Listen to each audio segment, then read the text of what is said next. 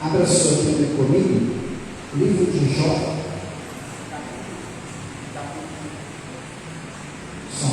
Jó, capítulo de número 1, versículo de número 20. Jó, capítulo de número 1, versículo de número 20.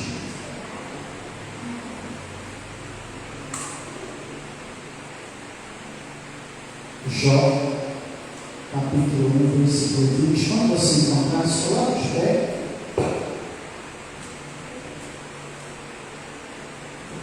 Glória a Deus.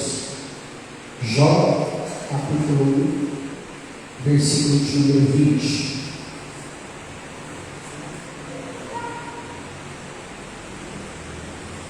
Livro de Jó, capítulo de número 1, versículo de número 20. Amém? Diz assim: Então Jó se levantou, rasgou o seu manto, raspou a sua cabeça, lançou-se em terra e adorou e disse: Nu saí do ventre da minha mãe e nu voltarei para lá. O Senhor deu e o Senhor o tomou. Bendito seja o nome do Senhor. Deus, eis aqui a tua palavra, foi lida, será ministrada aos nossos corações. E é desejo, Pai nosso, aqui nessa noite de quinta-feira, ouvir aquilo que o Senhor tem para falar conosco aqui neste lugar, Pai. Fica à vontade entre nós, através da sua palavra, que é inspirada, que é proveitosa, que é soberana, que é a sua palavra, a inerrante palavra, é a palavra que nós nos apoiamos nela, é a sua palavra que é o nosso alimento, é a sua palavra que é o nosso refúgio, nosso lugar secreto, e nós somos gratos ao Senhor por isso, Deus.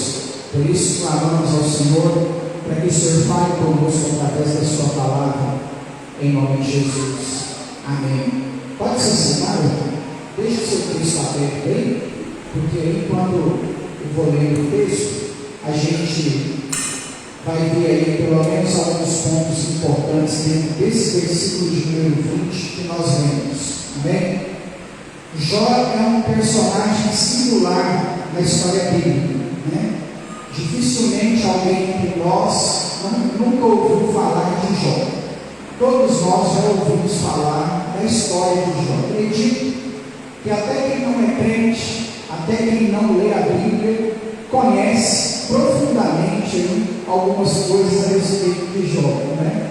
Jó passou por uma tribulação muito grande, muito forte em toda a Bíblia, considerada por alguns a maior tribulação que algum ser humano já enfrentou. Então a adversidade de Jó é uma adversidade muito grande. Eu gosto sempre de curiosidades, né, sobre personagens bíblicos, e Jó tem uma curiosidade muito interessante. A maioria dos estudiosos concordam que Jó viveu em um período antes de Abraão. É o único livro da Bíblia que não cita Abraão, não cita, viveu em um período antes de Moisés, né? Antes de Moisés, retira a fala do Abraão. É o único livro da Bíblia que não cita a lei de Moisés, né? Então, muito provavelmente, Jó viveu em um período antes de Moisés, né? Antes até também de Abraão, e mesmo assim ele servia ao Senhor, ele adorava ao Senhor. Muitas pessoas acreditam, justamente pelo fato dele não citar a lei, citam ele como o livro mais antigo da Bíblia, justamente porque ele não cita essas questões, né? Ele é o mais antigo porque, por exemplo, quando Moisés escreveu Gênesis 1, ele não estava vivendo aquele momento. Ele escreveu Gênesis 1, biblicamente falando, cerca de muitos mil anos depois daquilo ter acontecido, né? Ele não está presenciando a história do Gênesis, ele apenas colocou no papel uma história que vinha sendo passada de pai para filho, né? Então, por isso que Jó acaba sendo enchido por muitos como o livro mais antigo da Bíblia, por não citar a lei. Dos 66 livros é o único que não cita a lei. Então, muito provavelmente, ele está antes desse período. E a história de Jó se tornou uma história singular, de um homem rico, poderoso, influente no Oriente, naquela época, né? E que perdeu no mesmo dia tudo que ele tinha, 10 filhos, e em dias subsequentes a sua saúde através de uma lepra. O desenrolar do livro é uma visita de seus 3 amigos, né, que vão lá ver ele naquela situação. E durante a visita eles acusam Jó de estar vivendo aquilo por causa de algum pecado. Porém não era pecado, era uma prova, era um teste que Deus estava submetendo a Jó. Talvez você possa se perguntar assim: por que, pastor? Que Deus submeteu Jó a uma tribulação, a uma prova tão difícil, tão terrível, tão difícil de ser enfrentada? Era necessário, irmãos, que Deus provasse para Satanás, para o diabo, que o ser humano não servia a Deus por aquilo que Deus fazia, ou por aquilo que Deus faz. Deus precisava provar para o diabo que o ser humano serve a Deus porque ele é Deus. E Jó passa nesse teste. Por isso que ele é o escolhido. Nunca mais na história da humanidade, depois de Jó, o diabo pode falar que o ser humano serve a Deus por algo que Deus fez ou deixou de fazer. Em algum momento, o próprio diabo adentra a presença do Senhor, e Deus vem do diabo entre os anjos e fala para ele assim: observaste no servo Jó, homem reto, íntegro, temente, que não se desvia do mal. E aí o diabo fala para Deus assim: é claro, tudo o que ele põe a mão, o Senhor abençoa. Para de abençoar e você vai ver que ele não vai mais te adorar. Satanás então vem por permissão de Deus e toca em tudo de Jó. E a resposta que ele dá é esse texto que nós lemos: no saí do ventre da minha mãe e no voltarei para lá, bendito seja o nome do Senhor. O diabo volta na presença de Deus e Deus fala para o diabo assim: você viu? Ele não deixou de me adorar. Aí o diabo responde: saúde por saúde, tudo o homem dará pela sua saúde. Toca na saúde dele. E aí Deus vira para Satanás e permite ele tocar na saúde de Jó sem tirar minha vida.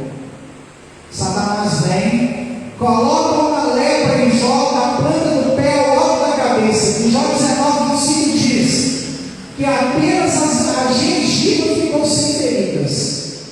E aí, na hora que isso aconteceu, sabe o que Jó disse? Eu sei que o meu Redentor vive e por fim se levantará sobre a face da terra. E o texto diz que em nada Jó blasfemou contra Deus. Era a resposta que Deus queria dar ao diabo, de que o ser humano não serve a Deus por aquilo que ele faz. Preste atenção agora numa informação muito importante.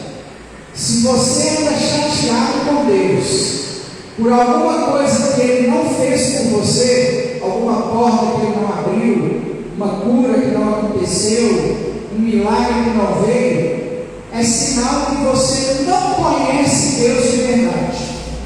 Isso mesmo, não se assuste com essa frase. Quem conhece a Deus de verdade, adora a Deus por aquilo que ele é e não por aquilo que ele faz.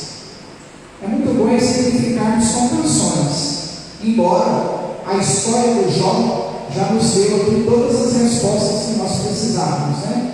Mas você já escutou aquela canção do preto e do branco? Se Deus fizer, Ele é Deus. Se não fizer, Ele é Deus. Se a porta abrir, Ele é Deus. Mas se fechar, continua sendo Deus. Se a doença vier, Ele é Deus. Se curado eu for, Ele é Deus. Se tudo der certo, Ele é Deus. Mas se não der, continua sendo Deus. Esse Nós não o servimos pelo que ele faz, nós o servimos pelo que ele é. Desde que Jó deu essa resposta para o diabo, para que Deus provasse para Satanás que o homem não o serve pelo que ele faz. Nós não podemos usar a nossa espiritualidade como barganha diante de Satanás, né? Não posso dar liberdade à minha carne diante daquilo que Deus pode ou não fazer por mim. Muitas vezes as pessoas servem a Deus assim: se Deus estiver me abençoando, eu vou na igreja. Aí quando Deus para de me abençoar, eu paro de ir na igreja. Quem vive assim não conheceu o Senhor, porque quem conhece o Senhor o serve por aquilo que ele é e não por aquilo que ele faz. Até porque ele já fez muito por nós. Ele se esvaziou da sua glória de Deus, assumiu a forma humana, desceu dos céus, desceu do seu trono, viveu nessa terra, se entregou por você, morreu no seu lugar, escreveu o seu nome no livro da vida, perdoou seus pecados, ressuscitou, voltou para o céu e, de acordo com João 14:2, foi nos preparar lugar para que nós possamos passar a eternidade com Ele. Deixa eu te falar uma coisa: Deus não precisa fazer mais nada por nós, Ele já fez o suficiente. Pastor, isso quer dizer que Deus não abre porta, não cura? Não, Ele faz. Mas se Ele não fizer, não muda em nada a sua essência para conosco. Amém? Eu gosto muito de Abacuque capítulo 3. No versículo de número 3, no versículo de número 2, perdão, tem até na nossa vocabulário ali, na Atos, né? No versículo de número 2, tem escrito assim: Abacuque fazendo um pedido: aviva, Senhor, a sua obra e faça conhecida no meio dos anos. No versículo 5, se eu não me engano, Deus fala para Abacuque que não iria fazer isso. Deus fala assim: eu não vou avivar agora. O avivamento não é para essa geração. Vocês vão continuar frio e eu vou continuar punindo meu povo. Sabe qual é a tréplica de Abacuque? Qual é a resposta de Abacuque para a negativa de Deus? O versículo 17 do capítulo 3: ainda que a figueira não floresça, ainda que o produto da oliveira limpa, ainda que no curral não haja gado, todavia eu exultarei no Deus da minha salvação. Meu irmão, nós não servimos a Deus pelo que Ele faz, nós servimos a Deus porque Ele é Deus. Agora vamos à nossa mensagem de hoje. Como que eu posso aprender com Jó a superar os momentos de adversidades? Porque embora nós não servimos a Deus por aquilo que Ele faz por nós enfrentamos muitos momentos de adversidades e não é fácil. Fala para mim que é fácil ler o resultado positivo no exame. Ou fala para mim, é fácil quando o desemprego vem, quando a situação financeira está um caos. Fala para mim que é fácil quando alguém da sua família morre, como aconteceu com Jó. Imagina um pai e uma mãe, porque a mulher dele está com ele, que perde os 10 filhos em uma única tarde. A casa desaba e os 10 filhos morrem de uma vez, não fica nenhum dos 10. Imagina a dor daquela mãe. Eu entendo a mulher dizendo para o marido assim: amor, você recebeu esse morre. Nós estamos falando de uma mãe que perdeu 10 filhos em uma só tarde. Essa mulher não tem condição psicológica nenhuma. Essa mulher está abalada, ela ficaria anos, décadas abalada. Talvez a sua alegria nunca mais foi a mesma. Os filhos que ela criou com tanto carinho e amor, todos eles morreram em uma só tarde. Fala para mim que é fácil lidar quando alguém da sua família morre. Fala para mim que é fácil lidar quando não se tem dinheiro, a porta não abre.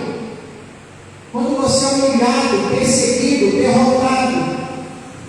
Como diz Davi, os seus inimigos olham para você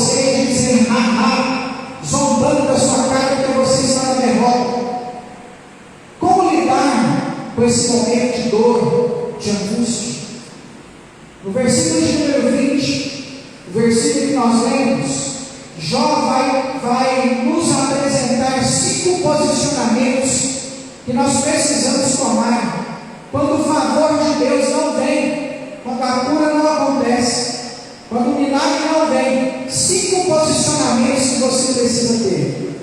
O primeiro deles, o texto diz que Jó se levantou diante do problema que você está enfrentando, ou diante da adversidade que você está passando. Não fique cabisbaixo, se levante. O se levantar é encarar o problema de frente. O se levantar é não dar o braço a torcer para a derrota. O se levantar é não concordar espiritualmente com a situação que você está enfrentando. O se levantar significa que você vai à luta. Muitas pessoas, diante do problema, entram em depressão dentro de casa, se escondem, se afugentam, se acovardam diante dos problemas. Quando nós temos um problema, meu irmão, nós não corremos dele, nós fazemos igual a Jó, nós nos levantamos. Não passou na prova, não se levanta. O resultado deu positivo, se levanta e vai no médico, caçar um tratamento, lutar com todas as suas forças, até o dia que Deus te der uma resposta. Porque enquanto o homem está te dando uma resposta, não vale, só vai a resposta de Deus. Amém? Então nós temos que nos levantar. O primeiro posicionamento de Jó é de se levantar. O texto do versículo de número 20 diz: então Jó se levantou, segunda atitude, rasgou as suas vestes, indignou-se. Sabe o que é rasgar as vestes? É não querer ficar nessa condição. Aprenda uma coisa: o cristão vai passar por dificuldades e problemas, certo? Mas isso não quer dizer que você tem que aceitar ficar nessa situação durante muito tempo, certo? Não quer dizer que você não vai aceitar a vontade de Deus. Não quer dizer que você vai se rebelar contra aquilo que Deus está fazendo na sua vida, porque não foi isso que Jó fez. O rasgar as vestes significa: eu não quero ficar nessa situação, eu vou fazer alguma coisa para sair dela. É ficar indignado. Nós temos 2 problemas com a doutrina da prosperidade na igreja. O problema número 1 é o exagero. Eu me lembro nos anos 2000, quando essa doutrina da prosperidade teve um avanço muito grande no Brasil, não é? E as igrejas neopentecostais pregavam o eu não aceito. Ficava doente e falava assim: eu não aceito isso na minha vida. A porta fechada, eu não aceito que essa porta se feche. É um exagero. Crente não pode ser pobre. Crente tem que ser rico. Crente não fica doente. Crente tem que ficar só são. Crente não é ficar dando os filhos da dengue. Crente não pega coronavírus. Essa é uma doutrina muito forte nos anos 2000, a chamada doutrina da prosperidade. No exagero naquilo que Deus faz com nós. Da mesma forma que eu não posso ir para o exagero, eu não posso ir para o problema número 2 da doutrina da prosperidade, que é a da automiséria. Né? Aí eu entendo assim: já que eu não posso determinar o que era que se fazia nos anos 2000 com o neopentecostalismo, as pessoas adotaram um outro sentido para a vida. Não, crente tem que viver só na prova, crente tem que ficar só na luta, crente tem que ser só pobre, doente, crente tem que só passar por necessidade. A vida do crente tem que ser só difícil. É um segundo erro. O cristão precisa alcançar diante do Senhor um equilíbrio, né?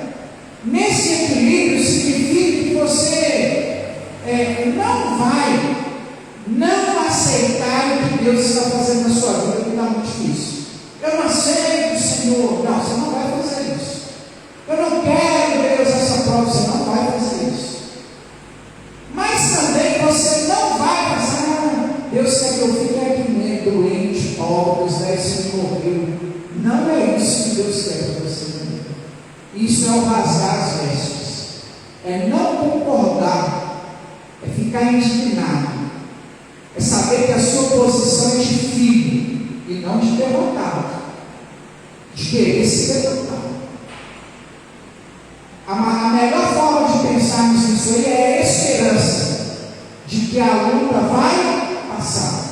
Rasgue as suas vestes, encare o seu problema, tendo a certeza de que sua luta vai passar. E esse momento não é para sempre. Ele pode durar 1 ano, 2, 10, mas ele vai passar. É passageiro. Então não se acomode, não concorde com o momento de derrota. Então vamos lá, versículo 20. Então Jó se levantou, 1, rasgou as suas vestes, 2, raspou a sua cabeça, 3. O sinal de Jó em raspar a cabeça é um voto a Deus. Quando nós estamos passando por dificuldades, precisamos fazer votos a Deus, compromissos com o Senhor.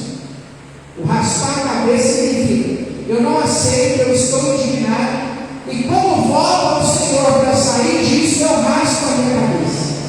Eu quero sair dessa situação. Um jejum, um voto, um jejum, entre aspas, entre parênteses, um preço a mais. Se está passando algum problema de enfermidade, algum problema psicológico, algum problema financeiro, dê algo a mais para Deus do que rotineiramente você já está dando. É isso que eu quero dizer com voto. É isso que Jó quis dizer. Ele já orava, ele já sacrificava todos os dias a Deus, ele já adorava ao Senhor, mas ele ainda precisava de um compromisso a mais. Qual é o compromisso a mais de Jó? Raspar a cabeça como sinal de voto a Deus. Está difícil, está passando problema, quer se posicionar diante dele, faz um voto. Senhor, se isso acabar rápido, eu vou acordar durante o ano inteiro, quarta-feira na madrugada, para orar ao Senhor. Abre aquela porta de emprego, um exemplo, você não precisa, não estou te induzindo a fazer isso, é um exemplo. Eu já vi muitos irmãos fazendo.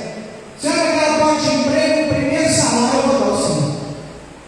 Faz aquela aposentadoria sair, o primeiro eu vou dar, vou dedicar ao Senhor.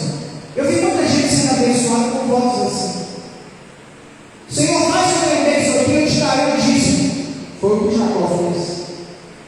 Faça algo a mais do que você já faz, do que você já ora, você já lê Bíblia, você já está na igreja, você já faz alguma coisa lá para a sua espiritualidade, você já evita o pecado, você já não xinga palavrão, você já canta louvores e está vivendo uma situação difícil. Faz algo a mais para Deus, faz um voto com o Senhor. Foi o que Jó fez. Ele se levantou e encarou o problema, rasgou as vestes e indignou a situação, e raspou a cabeça, fez algo a mais para Deus. Então Jó se levantou, rasgou o seu louro, raspou a cabeça, lançou-se em terra, significa se humilhou. Todas as vezes no Antigo Testamento que alguém se lança em terra é sinal de humilhação. Irmãos, vai chegar o dia que Deus vai te exaltar. Eu não tenho dúvidas disso, porque a Bíblia nos garante, né? Jesus disse que o menor será o maior, que o último será o primeiro, que os humilhados serão exaltados. Jesus prometeu isso. Eu não tenho dúvida se Deus vai te honrar, mas espere esse dia chegar. Enquanto Ele não te honra, reconheça o momento que você está vivendo, se o seu momento é de dificuldade. Não está na hora de estar por cima, está na hora de estar por baixo. Deixa a hora que Deus vai te honrar para o momento certo. Em tempos de rede social, é muito atrativo para a gente viver uma vida que nós não temos, né? Se você pegar a rede social e ver o que as pessoas postam em redes sociais, na maioria das vezes não é aquilo tudo, né? Só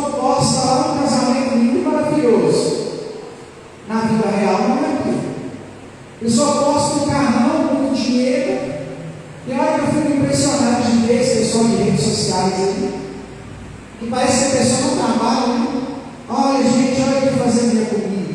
Olha eu aqui fazendo meu almoço. Agora, gente, eu vou lavar minha roupa. Olha aqui, gente, meu banheiro. Gente, eu comprei, isso chegou para mim. E a pessoa não tinha dinheiro nesse negócio. Eu penso assim, gente, né? Onde sai dinheiro para pagar esse negócio? Será que ficar em casa fazendo stories no Instagram vai dar tanto dinheiro assim? Né? Será que vai dar tanto dinheiro desse jeito? Então, muitas vezes aquilo não condiz com a realidade. Isso é algo tão presente no nosso tempo que a maioria das pessoas colocam na sua rede social uma foto diferente daquilo que ela realmente é. Porque aquela foto tem um filtro. Ela pegou uma foto com a luz assim que a ruga não aparece, que a careca não aparece, que o olho está mais claro, que a roupa está bonitona. Tem gente, onde eu trabalho acontece muito. Às vezes você vê um cliente na foto, na hora que a pessoa chega na loja, você não consegue nem reconhecer, você fala assim, não, aquela mulher daquela foto não. Nem é o homem daquela foto não. A pessoa está bonita demais na foto, você só isso não é possível. É a nossa geração, a geração da vida fake, da vida falsa, né? E aí muitas vezes nós estamos pagando de bonzão, mas deveríamos estar nos humilhando. Jó reconheceu o seu momento, prostrou-se em terra e se humilhou. Não tenha vergonha em se humilhar. Sabe por quê? Jesus largou a glória de Deus, se vestiu de homem e veio nessa terra e não sentiu vergonha nenhuma para morrer em seu lugar. Não sinta vergonha de Deus. Não sinta vergonha da sua humilhação. O cristão tem que aprender o dia de ser humilhado. Tem dia do seu trabalho que você vai se humilhar. Guarda o dia da honra para o dia da honra. Se hoje está sendo humilhado, não perde a cabeça. Não desespera. Deixa aquilo passar com uma certeza, meu irmão. Deus vai te honrar na hora certa. Deus vai te honrar na hora certa.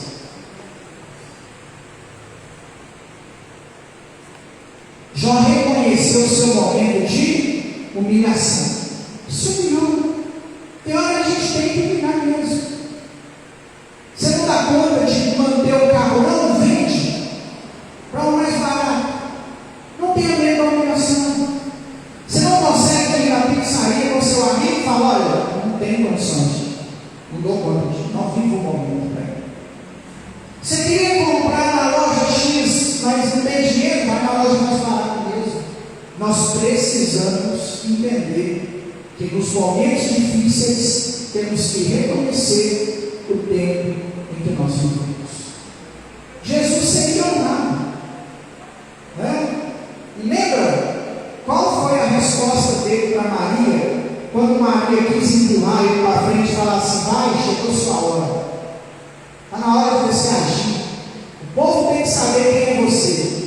Jesus olha para Maria e fala assim, não é chegada a minha hora. Quando você estiver passando um tempo difícil, um momento complicado, e aí você tem que encarar esse momento de humilhação, fala para a pessoa assim, igual Jesus falou, ainda não é chegada a minha hora. Ah, mas você não tem carro? Não, ainda não é chegada a minha hora. Quer dizer, vai chegar um dia, uma hora Deus vai te dar, né? Ah, mas esse carro seu está muito velho, ainda não é chegada a minha hora. Você não está na praia? Não é chegada a minha hora. Vai chegar. Na hora de chegar, você desfruta do momento de honra. Mas saiba encarar o momento de adversidade. Se humilhe. Não só diante dos homens, foi o que eu mais enfatizei aqui, mas principalmente se humilhe diante do Senhor.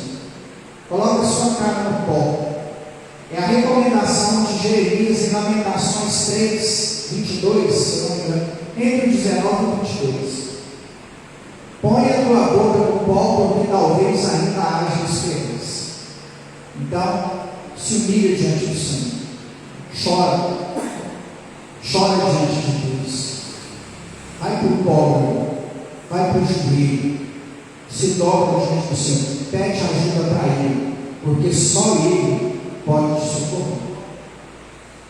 Então, versículo 20, então Jó se levantou, encarou seu problema, rasgou as suas vestes, indignou-se no momento que ele estava vivendo, raspou a sua cabeça, pagou o preço a mais, lançou-se em terra, se humilhou e em quinto lugar adorou ao Senhor, dizendo: quando nós estamos passando por um momento difícil, sabe o que nós temos que fazer? Adorar ao Senhor. Adore a Deus. Essa adoração no momento mais difícil da sua vida é a verdadeira adoração que Deus está esperando de você. Essa adoração no momento mais difícil da sua vida é a verdadeira adoração que você pode dar para Deus. Não que nós não devemos fazer, mas dar glória a Deus pelo pagamento venha mais é bom demais, não fácil, não maravilha. Glória a Deus, Ele te tenha mais. Já é natural quase. Mas o glória a Deus que Deus quer de você é quando vem espontâneo. Quando vem espontâneo, glória a Deus, vem mesmo, o Senhor vai multiplicar, eu creio, em nome de Jesus. Adorar o Senhor, mesmo acabando de perder 10 filhos, mesmo de extremamente rico a miseravelmente pobre em uma única tarde, mesmo perdendo todos os seus bens, diante de uma proposta, Jó adora a Deus. Bendito seja o nome do Senhor. Reclama menos e adora mais. Nada dá certo. Eu faço tudo direito. Eu sou uma boa pessoa. Nada dá certo. Para com isso. Adore a Deus. Diga glória a Deus.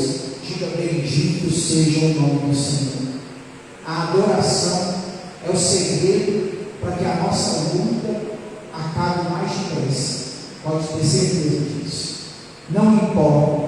Louve. Lembra daquela cantora Lauriette? Ela cantava uma canção que dizia assim: então louve. Está sofrendo, louve. Está chorando, louve. Louve. Não importa, louve. Porque o louvor rasga os céus. É isso que Deus faz quando nós adoramos. O diabo quer que você murmure, mas Deus está esperando a sua adoração.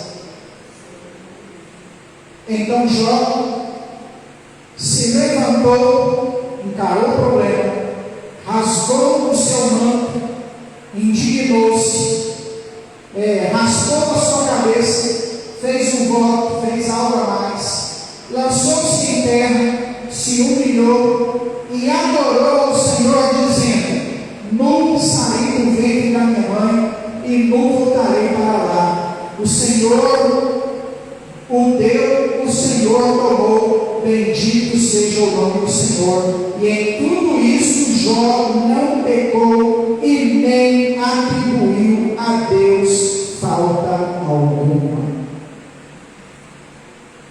É o que nós devemos fazer, irmãos, quando enfrentamos momentos de aflições. Não deixe as aflições te parar. Deus vai te dar vitória. Não são problemas, não são adversidades, não são esses momentos difíceis que você está enfrentando que tem que desanimar você. Se levanta, rasga suas vestes, rasga sua cabeça, lance em terra e adore ao Senhor. É o que nós fazemos quando vivemos tempos difíceis. Foi o que Jó fez. Em último lugar, Jó soube esperar em Deus até o momento certo. Repito o texto que se tem na introdução. Jó 19:5. Eu sei que o meu Redentor vive e por fim se levantará sobre a face da terra.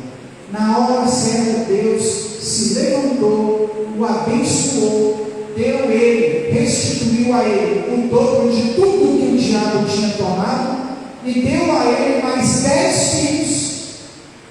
E o texto ainda enfatizou que entre os 10 filhos haviam 3 mulheres, que eram as mais belas do Oriente. Deus não deixou Jó e sua família desamparados, porque ele passou na prova. Então suporte, porque aquilo que Deus tem preparado para você vai chegar na hora certa, em nome de Jesus. Amém? Estou de pé. Vamos orar. Coloque a mão no seu coração. Feche os olhos. Deus, muito obrigado por estarmos aqui nessa noite. Muito obrigado por essa palavra que veio de encontro ao nosso coração. Oramos, Deus, para que o Senhor nos conceda a vitória. Eu não sei qual tempo de aflição, qual tempo de necessidade cada um dos irmãos aqui está passando, mas o Senhor sabe. O Senhor sabe qual é o problema, qual é a aflição de cada um, Deus. Eu sei que tem pessoas aqui, Deus, que talvez estejam aflitas há vários meses, há vários anos, há várias semanas, há vários dias. Mas nessa noite nós aprendemos como lidar com esses momentos. Que o Teu Espírito Santo esteja nos concedendo força no Teu Espírito Santo para superarmos esses momentos difíceis, esses momentos de tribulações, em nome de Jesus, ó Pai. Derrama a Tua glória, derrama o Teu poder sobre a vida da Tua igreja, nos ajude, Deus, a enfrentarmos o dia mau, que na hora certa, no momento certo, o Senhor nos honre com a porta aberta, o Senhor nos honre na presença dos nossos inimigos, como te pediu Davi, o Senhor nos honra, Pai, diante daqueles que nos envergonharam. Se isso não acontecer nessa terra, que o Senhor nos honre, chamando o nosso nome, após o som da 7ª trombeta, para morarmos eternamente com o Senhor. Mas Deus, em nome de Jesus, nos fortaleça para esperarmos no Senhor esses momentos, em nome de Jesus. Obrigado por essa palavra, Deus. Obrigado por esse louvor, obrigado por esse culto. Obrigado pelos irmãos que aqui estiveram, por aqueles que acompanharam online. Que a Tua bênção, que a Tua presença seja sobre a vida, sobre a casa, sobre a família de cada um. Essa é a nossa oração, em nome de Jesus. Meu irmão, que o Senhor te abençoe e te guarde. Que o Senhor resplandeça sobre ti o Teu rosto e tenha misericórdia de ti. E sobre ti, o Senhor, levante o rosto dele e te dê a paz, em nome de Jesus. Quero apenas lembrar os irmãos, domingo nós teremos escola bíblica dominical, normalmente às 8h30 da manhã, e à noite, às 18 horas, o nosso grupo de louvor e adoração. Amém? Cumprimento o seu irmão da esquerda e da direita, com a graça e a paz do Senhor. Desejo para ele aí um fim de semana abençoado.